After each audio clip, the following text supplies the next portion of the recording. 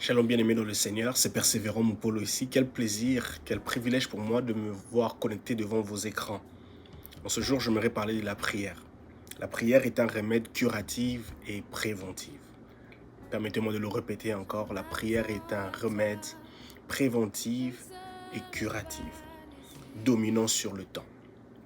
Ceci est très important pour nous de comprendre qu'avec la prière, nous pouvons prévenir certaines choses, éviter certaines choses d'arriver. Avec la prière, nous pouvons aussi éradiquer certaines situations, nous voir être délivrés de certaines situations dont, à cause de nos fautes, de notre distraction, nous nous sommes retrouvés dans cela.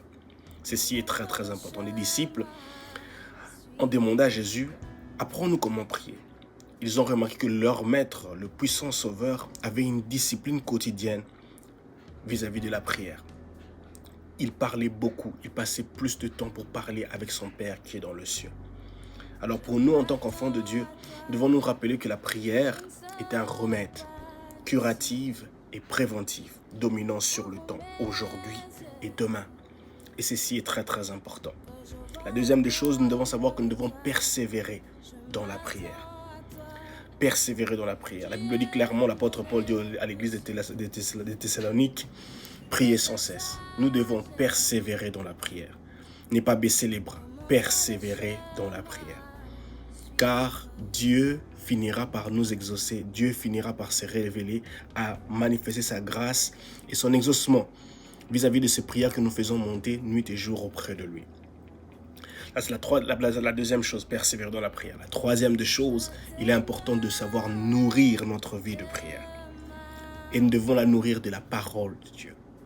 Les Saintes Écritures, chaque ligne de la Bible des Saintes Écritures possède une nutrition suffisante, consistante, équilibrée pour pouvoir fortifier, nourrir, solidifier notre vie de prière. Alors, bien-aimés dans le Seigneur, je vous en prie, apprenons à nourrir notre vie de prière.